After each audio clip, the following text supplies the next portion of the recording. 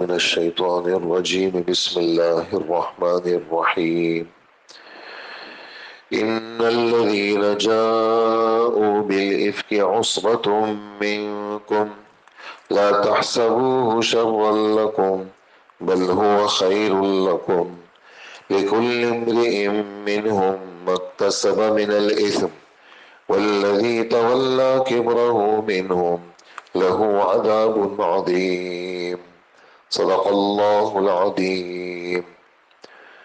ایک ہی آیت آپ حضرات کی خدمت میں تلاوت کی ہے، آیت نمبر 11 ہے سورہ نور کی، اور احکامات سورہ نور کے چل رہے ہیں۔ اور یہ بات بالکل شروع میں عرض کی تھی کہ عفت، پاک دامنی، گناہوں سے بچنا، یہ اس سورت کا مرکزی مضمون ہے کہ مسلمانوں کے اندر اجتماعی طور پر حیا پیدا ہو جائے، پاک دامن بن جائے، عفیف بن جائیں۔ یہ اس سورت کا مضمون ہے۔ اسی وجہ سے بدکاری کی سزا، بدکاری پر الزام لگانے والوں کی سزا، اور اسی طرح اپنے گھر پر اگر کوئی ایسی ناشائستہ چیز دیکھی اس کی سزا، یہ گزشتہ کل آپ حضرات نے یہ تفصیلات سنی۔ ابھی یہ جو 2 رکوع ہیں یہ ایک خاص واقعے کے تحت میں نازل ہوئے ہیں۔ آج صرف وہ واقعہ ہی مختصر سے عرض کیا جائے گا آپ حضرات کی خدمت میں، جس کو واقع افک کہا جاتا ہے، الف فا کاف۔ بڑے جھوٹ کو کہا جاتا ہے، بڑا جھوٹ، جو آدمی کسی پر جھوٹ بولے، جھوٹ بنائے، اس کو افک کہا جاتا ہے۔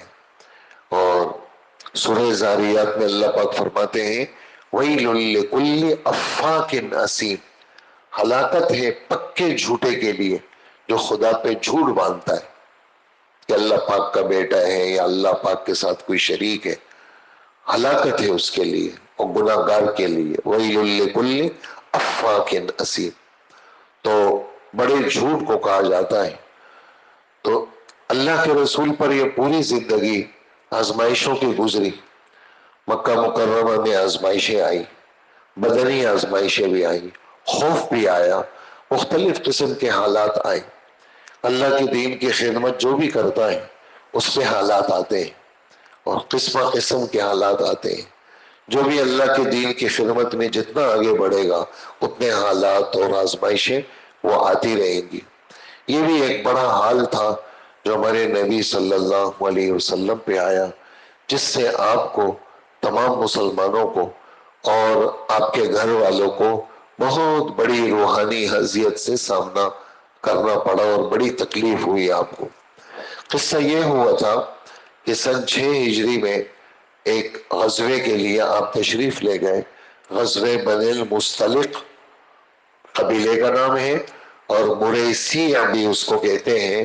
وہاں ایک پانی کا چشمہ تھا، اسلام سے بھی اس غزوے کو یاد کرتے ہیں اور بنی المصطلق کے نام سے بھی یاد کرتے ہیں۔ وہاں سے اللہ کے فضل سے مسلمانوں کو فتح ہوئی۔ سفر میں حضرت عائشہ رضی اللہ عنہا ساتھ تھی، پردے کا حکم آ چکا تھا۔ تو اماں جان سفر میں کیسے تھی؟ تو اس زمانے میں تو سواریاں اونٹ کی سواری تھی، تو ایک ڈولی بناتے تھے، اس ڈولی پہ اوپر سے پورا پردے سے اس کو پیک کرتے تھے، پھر وہ ڈولی جو تھی اس کو اونٹ پہ رکھتے تھے، پھر اس ڈولی کو اونٹ سے باندھتے تھے۔ اونٹ تو آپ دیکھتے ہیں حرکت کرتا ہے، جب چلتا ہے تو اس کو باندھ دیتے تھے تو سفر جاری رہتا تھا۔ تو ایک مرتبہ ایسا ہوا اسی سفر میں واپسی کے دوران کہ حضور صلی اللہ علیہ وسلم نے اعلان کیا کہ ہم جلدی چلیں گے، جس کو اپنی ضرورت سے فارغ ہونا ہے وہ فارغ ہو جائے۔ مجمع بہت بڑا تھا۔ حضرت عائشہ رضی اللہ عنہ فرماتی ہیں میرا بدن ہلکا پلکا بدن تھا میرا، میں بھی ضرورت کے لیے چلی گئی اور مجھے وہاں دیر ہو گئی۔ واپسی انہوں نے کیا کیا کہ وہ ڈولی خادمین وہ یہ سمجھے کہ میں ڈولی میں موجود ہوں، اور انہوں نے کیا کیا کہ وہ ڈولی سمجھ گئے کہ بھئی یہ موجود ہوگی، ڈولی اٹھائی، خالی ڈولی، اور اس کو اس پہ رکھا سواری پہ اور اس کو باندھ لیا. ان کو اندازہ نہیں ہوا میں اندر ہوں. وجہ اس کی یہ تھی کہ میرا بدن ہلکا پھلکا تھا اور عمر بھی میری چھوٹی تھی اور ان کو پتہ ہی نہیں چلا میں اندر موجود ہوں. پہلے بھی ان کو وزن کا احساس ہی نہیں ہوا. تو میں جب واپس آئی قافلہ سارا جا چکا ہے, کوئی بھی وہاں نہیں ہے. تو حضرت عائشہ رضی اللہ تعالی عنہ کا وہ دیکھیں, سمجھداری دیکھیں کہ واویلا نہیں کیا, آگے تک نہیں گئی, بیابان ہے, راستے میں کوئی ناگوار چیز آ جائے, کوئی جانور آ جائے, وہیں پر بیٹھ گئی, چادر میں لپٹ گئی. اور جب یہ لوگ کہیں پہنچیں گے مجھے نہیں پائیں گے تو واپس آ کر کے اسی جگہ سے مجھے لے جائیں گے. میری آنکھ لگ گئی, صبح سے پہلے کا وقت تھا, اندھیرا تھا. تو اللہ کے رسول کا ایک دستور تھا, وہ قافلے کے پیچھے ایک ساتھی کو رکھتے تھے کہ گری پڑی ہوئی چیزوں کو اٹھا لے. تو وہ ساتھی کون تھے؟ صفوان نام تھا ان کا, صفوان ابن معطل. یہ پیچھے سے آئے گری پڑی چیزیں اٹھانے کے لیے. انہوں نے دیکھا کہ کوئی انسان سو رہا ہے. اچھا, اس وقت میں تو آنکھ لگی تھی تو میرا چہرہ کھلا ہوا تھا, اور یہ صفوان جو تھے پردے کے حکم نازل ہونے سے پہلے میرا چہرہ دیکھ چکے تھے, مجھے پہچانتے تھے. ان کی نظر جیسے میرے چہرے پر پڑی, انہوں نے کہا انا للہ و انا الیہ راجعون. تو جیسے ہی میں نے یہ سنا تو میری آنکھ کھلی, میں نے ایک دم چہرہ چھپا لیا. تو یہ سواری لے کر کے آئے, سواری بٹھائی, میں سواری پہ سوار ہوئی اور یہ آگے آگے اور سواری پیچھے پیچھے. پیدل کا سفر تھا. اللہ کی قسم صفوان کے انا للہ و انا الیہ راجعون کے علاوہ ایک جملہ میں نے نہیں سنا. بس یہ سواری بٹھا کر کے چلے گئے. یہ صبح کا وقت ہے اور قافلہ تو گھنٹہ ڈیڑھ پہلے جا چکا ہے, مثال دے رہا ہوں آپ کو. تو آگے وہ تو سفر, وہ تو تیز سفر تھا, وہ تو چل رہے تھے تیزی کے ساتھ. ہم جب پہنچے ان تک تو وہ دوپہر کا وقت تھا. تو مسلمانوں کا دشمن, اللہ کے رسول کا دشمن, دین کا دشمن ابن ابی ابن سلول منافق, انتہائی خباثت, انتہائی گندا ذہن اس کا. اس نے جب یہ منظر دیکھا کہ حضرت عائشہ ایک عورت کے ایک مرد کے ساتھ آ رہی ہے, تو اس نے اماں جان کے خلاف بکواسات شروع کیے. منافقین تو یعنی باتیں شروع کر لی انہوں نے. اس میں تقریباً 3 ساتھی مخلص مسلمان, 2 مرد اور ایک عورت, وہ بھی اس میں مبتلا ہو گئے. اور میں جب سفر سے واپس آ گئی تو میں بیمار ہو گئی. میری بیماری کی ایک وجہ بنیادی یہ تھی کہ بیماری ٹھیک ہی نہیں ہو رہی, اس لیے کہ باہر تو باتیں چل رہی ہیں, مجھے کچھ پتہ نہیں ہے. اور اللہ کے رسول میں تھوڑا سا محسوس کیا, کس بات سے, کہ اللہ کے رسول صلی اللہ علیہ وسلم جب میں بیمار ہوتی تھی تو میری طرف زیادہ توجہ دیتے تھے, میرے پاس بیٹھتے تھے, خیریت پوچھتے تھے. ابھی جب گھر آتے ہیں تو بس دور دور سے کہتے ہیں آپ کیسی ہیں, وہ کیسی ہیں. میں حیران تھی, میں اتنی بیمار ہوں, یہ میرے پاس نہیں آتے, میرے پاس بیٹھتے نہیں ہیں, دور دور سے پوچھ رہے ہیں, پتہ نہیں کیا مسئلہ ہے.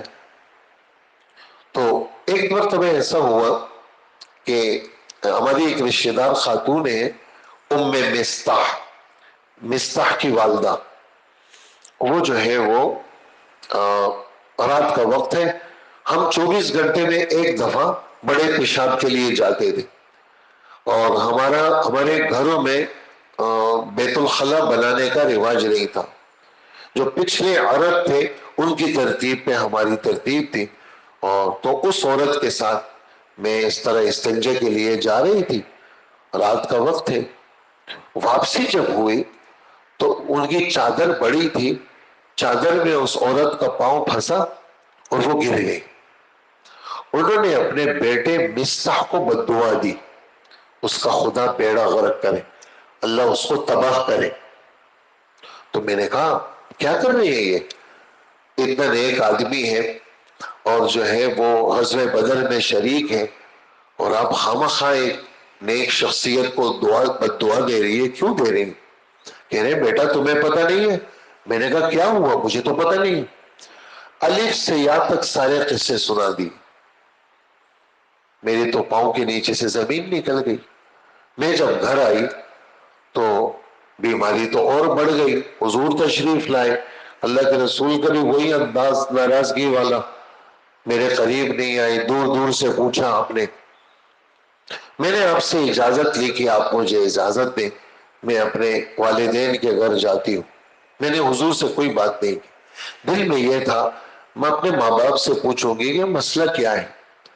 جب میں گھر پہنچی تو میں نے اپنی والدہ سے بات کی، اور انہوں نے کہا بیٹا تمہاری جیسی جو عورت ہوگی نا اور حضور جیسا شوہر ہوگا، ایسی باتیں تو لوگ بنائیں گے، اور تم نے تو صبر کرنا۔ اچھا آپ کو بھی پتا ہے؟ ہاں مدینے کے سب لوگوں کو پتا ہے، میرے ابو کو بھی پتا ہے، ہاں ابو کو بھی پتا ہے۔ اور انہوں نے شروع کر دیا، عمر کیا عمر تھی، چھوٹی سی تو عمر تھی، اور ایسا رونا شروع کیا کہ مسلسل آنسو بہ رہے ہیں، اور نہ رات کو نیند آ رہی ہے اور نہ آنسو روک رہے ہیں، اور مسلسل جو ہے وہ تکلیف میں یہ وقت گزر رہا ہے۔ اتنے میں اللہ کے رسول صلی اللہ، وحی کا سلسلہ بند، آسمان سے کوئی رابطہ ختم، اللہ کی طرف سے امتحان۔ قصور کیا ہے ان کا؟ کوئی قصور نہیں۔ حضور کا قصور کیا ہے؟ کوئی قصور نہیں۔ دنیا میں، دنیا امتحان کی جگہ ہے، وحی کا سلسلہ بند ہو گیا، اور غم میں یہ دن گزر رہے ہیں۔ حضور مشورہ کر رہے ہیں، حضرت اسامہ، حضرت علی گھر کے لوگ ہیں، مشورہ کیا۔ حضرت اسامہ نے کہا ہماری یہ تو میرے دل میں حضرت عائشہ رضی اللہ عنہا کی عزت کے سوا کچھ نہیں ہے۔ آپ گھر کی یہ خادمہ ہے بریرہ، اس سے پوچھیں۔ بریرہ سے پوچھا، بریرہ نے کہا کہ عائشہ یہ تو سیدھی سادی بچی ہے، اس کو تو اپنے آٹے کا ہوش ہے، آٹا گوندھ لیتی ہے، جا کے جو ہے وہ کسی اور کام میں لگ جاتی ہے، گھر کی بکری آتی ہے آٹا کھا لیتی ہے۔ عائشہ کو کیا پتا، عائشہ تو ایسی ہے، مطلب بولی بالی خاتون ہے، ان چیزوں میں، ان نخروں میں عائشہ نہیں ہے۔ حضرت علی نے اللہ کے رسول صلی اللہ علیہ وسلم سے غم دور کرنے کے لیے کہا کہ آپ کا غم ایسے ختم ہوگا کہ عائشہ کے سوا عورتیں بہت ساری ہیں آپ کے لیے۔ خیر یہ مشورے ہو رہے، کچھ سمجھ میں نہیں آ رہا، کرے تو کیا کرے۔ ادھر یہاں رونا بند نہیں ہو رہا اور مسلسل رو رہی ہے، ماں باپ یہ ڈر رہے ہیں کہ یہ رونا حضرت عائشہ کے کلیجے کو پھاڑ دیں گے۔ خیر بات بہت چلی، ایک لمبے قصے ہیں بیچ میں بھی کہ اللہ کے رسول نے مسجد میں بیان کیا۔ اس مسجد کے اندر اس بیان کے دوران کچھ لوگ کھڑے ہوئے، کہا کہ جن جن کے بارے میں آپ کو شک ہے آپ ہمیں حکم دیں، ہم ان کی گردن اڑا لیتے ہیں۔ خیر اس میں پھر صحابہ آپس میں لڑ پڑے، اللہ اکبر، منبر پہ حضور بیٹھے ہوئے، ادھر جناب ایسا لگ رہا ہے کہ بس ایک دوسرے کے گریبان پہ ہاتھ ڈال دیں گے۔ اللہ کے رسول نے ان کو سمجھایا، ان کو بٹھایا، ایک بے قراری کا ماحول مسجد میں بھی، قبیلے میں بھی، اور مدینہ میں بھی، اور حضور بھی پریشان، رات دن سب غم میں گزر رہے۔ اللہ کے رسول صلی اللہ علیہ وسلم، حضرت ابو بکر، مہینہ گزر گیا اس میں، کہ مہینہ بہت بڑی مدت ہے، آدمی ایک دن برداشت نہیں کر سکتا۔ تو چلے گئے حضرت عائشہ کے پاس۔ حضرت عائشہ اپنی والدہ کے گھر میں ہے، اور لیٹی ہوئی ہیں، تو فرماتی ہیں کہ میں رو رہی تھی اور اللہ کے رسول صلی اللہ علیہ وسلم آئے، میرے پاس بیٹھے، سفر کے بعد سے پہلی دفعہ یہ میرے پاس بیٹھے ہیں، اور حمد و صلات کے بعد فرمایا کہ عائشہ اگر تم سے کوئی گناہ ہوا ہے تم توبہ کرو، اللہ سے معافی مانگو، اس لیے کہ جو آدمی اعتراف جرم کرتا ہے معافی مانگتے ہیں اللہ اس کو معاف کر دیتے۔ جب حضور نے یہ جملہ کہا میرے آنسو خشک ہو گئے۔ میری والدہ بھی ہے، میرے والد صاحب بھی ہیں۔ میں نے اپنے والد صاحب کو کہا حضور کو جواب دے۔ میرے والد صاحب نے کہا میں کیا جواب دوں، میرے پاس کوئی الفاظ نہیں ہے۔ میں نے اپنی والدہ کو کہا حضور کو جواب دے، تو میری والدہ نے بھی کہا کہ میرے پاس کوئی بات نہیں، میں کیا جواب دوں حضور کو، ہمیں تو کچھ پتہ ہی نہیں ہے۔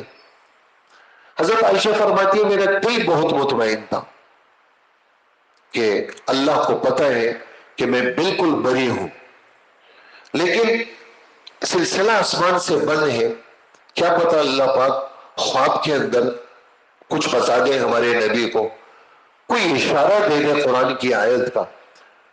تو میرا دل تو مطمئن تھا۔ اس سخت موقع کے اوپر بڑے بڑے لوگ ان کے دماغ کام نہیں کرتے، کیا کرے، آدمی کا دماغ بالکل بند ہو جاتا ہے۔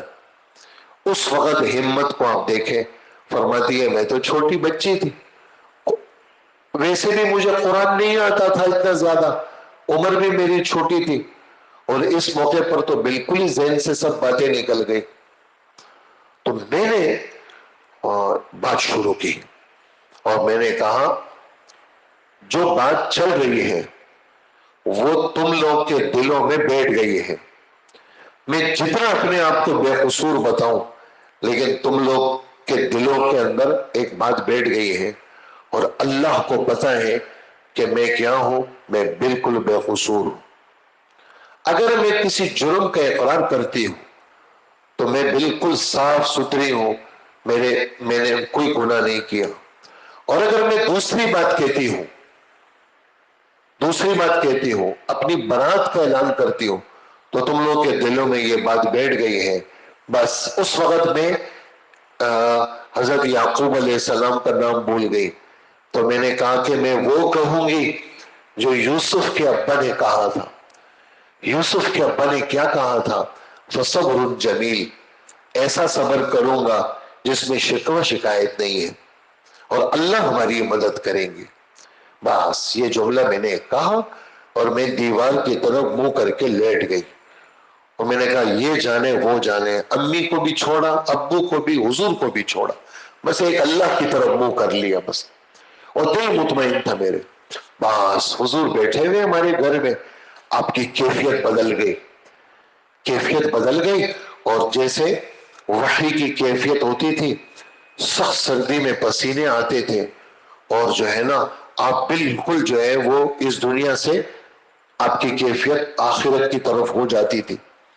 اور بس تھوڑی دیر کے بعد جب وہ کیفیت ختم ہوئی تو سب سے پہلے الفاظ جو حضور صلی اللہ علیہ وسلم کے زبان مبارک سے نکلے وہ کیا؟ ابشری یا عائشہ ام اللہ فقد برأکی، عائشہ خوش ہو جاؤ، اللہ نے تیری برات کا اعلان کر دیا۔